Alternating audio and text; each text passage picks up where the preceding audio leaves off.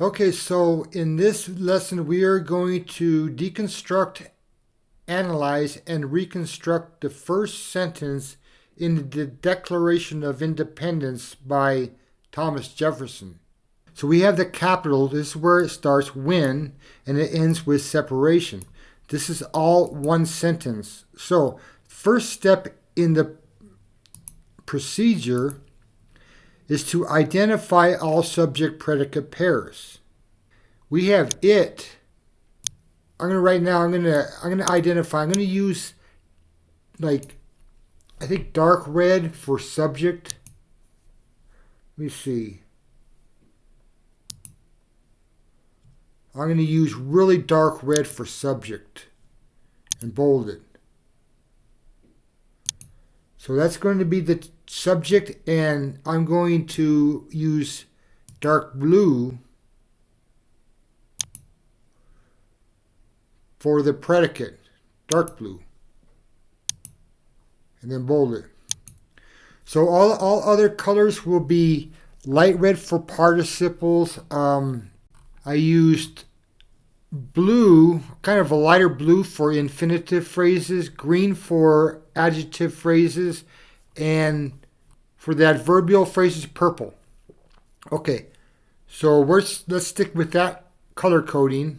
So we have it becomes necessary.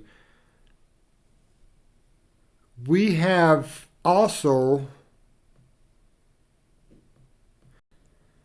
okay, so I'm going to color code all the conjugated verbs dark blue.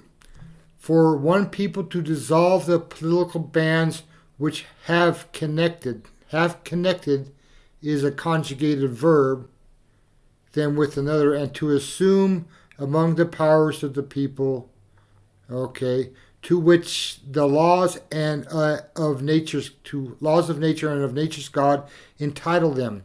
Entitle is a conjugated verb.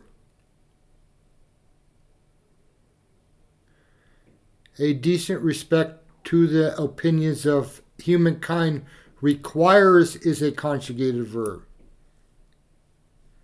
They should declare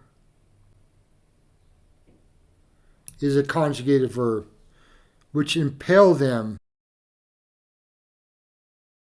is a conjugated verb. So altogether we have 6 conjugated verbs. That means we have 6 clauses. Let's identify the subjects of each of the verbs. I'm going to color code them. Which is the subject of the conjugated verb have conducted, but which is a relative pronoun. Remember how we had discussed the relative pronoun, laws of nature and of nature's God. The laws is the subject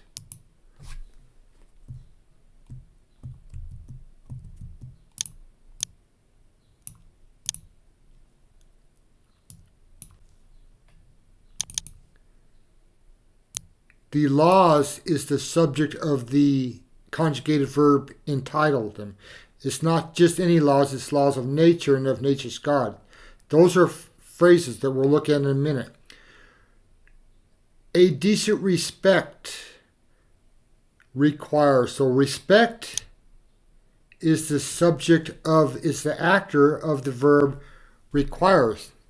They is the subject of the conjugated verb should declare. The causes.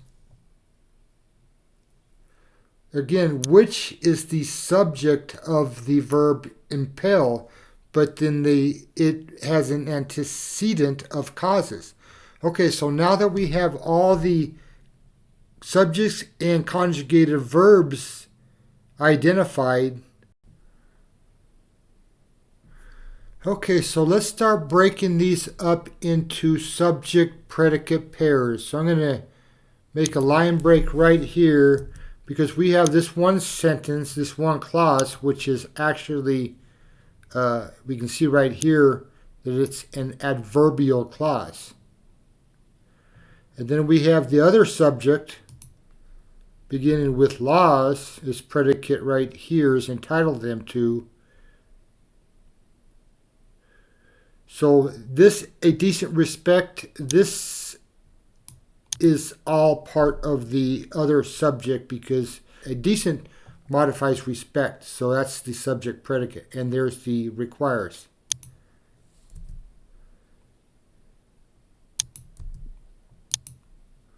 Okay, so we have the first one, when in the course of human events, I'm going to go ahead and make that line break right there. It becomes necessary. This is part of the predicate. So for one people, okay, so what is this phrase, for one people? What does that modify? Now we have a preposition for, and that usually starts an adjective phrase. So what does this phrase for one people? It becomes necessary for one people.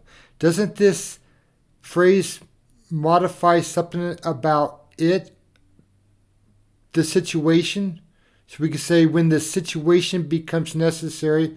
So for one people to, you see right here, when we have problems like this, we have an odd construction. So let's look at the principles. Principle number 3, avoid using pronouns with vague antecedents.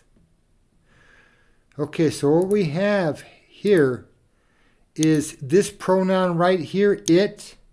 What is its antecedent? Isn't there a situation there?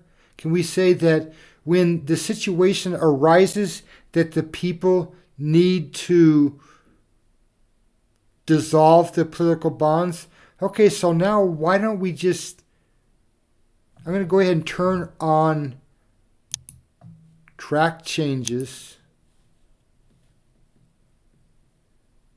And I'm going to go ahead and delete all this.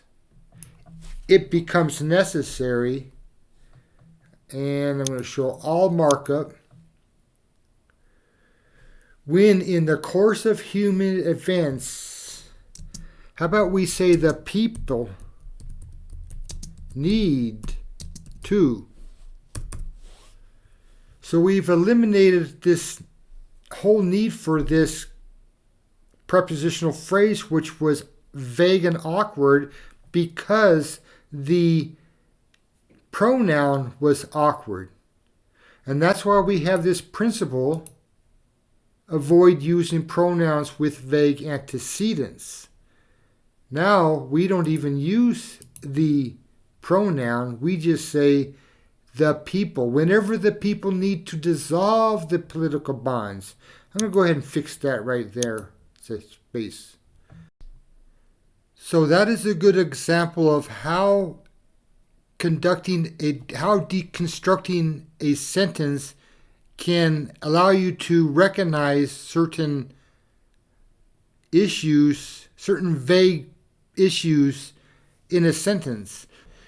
When we had it becomes necessary for one people, that also violates the principle of using the passive voice. Number 2, it becomes necessary. That's the use of the passive voice.